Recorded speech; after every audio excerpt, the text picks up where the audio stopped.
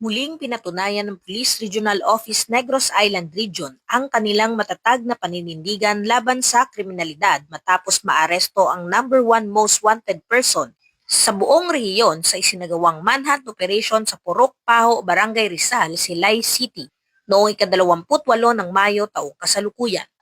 Sa pamamagitan ng masinsinan at intelligence-driven na operasyon ng Silay City Component City Police Station sa ilalim ng Negros Occidental Police Provincial Office, matagumpay na naaresto ang sospek na kinilala na si alias Clark na matagal nang pinaghahanap ng batas dahil sa kinakaharap nitong 6 na kaso ng frustrated murder at 2 kaso ng attempted murder.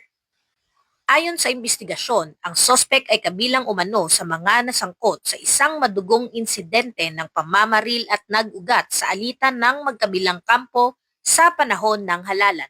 Ang naturang insidente ay ikinasawi ng 2 katao at ikinasugat ng 8 iba pa. Dahilan upang magsampa ng kaukulang kaso laban sa mga sangkot.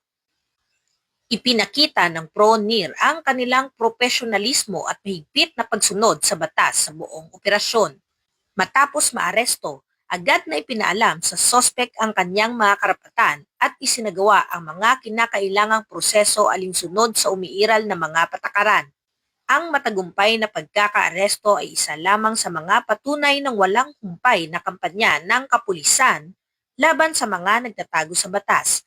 Layunin ng mga gantong operasyon na tiyakin ang kaligtasan ng mamamayan, mapanatili ang kapayapaan at kaayusan sa komunidad, at maihatid sa hukuman ang mga taong may pananagutan sa batas. Sa ilalim ng adhikaing Bagong PNP para sa Bagong Pilipinas, serbisyong mabilis, tapat at nararamdaman, patuloy na pinaiigting ng Police Regional Office Negros Island Region ang kanilang mga operasyon upang walang kriminal ang makaligtas sa kamay ng batas. Ang tagumpay na ito ay nagsisilbing malinaw na mensahe ng ang kapulisan ay nananatiling matatag, maagap at nakatuon sa pagbibigay ng ligtas at mapayapang pamayanan para sa lahat. Mula dito sa Police Regional Office Negros Island Region, ako ang inyong Police News Network Correspondent, Patrolwoman Andrea De Palobos. Alagad na batas, tagataguyod na balitang pulis.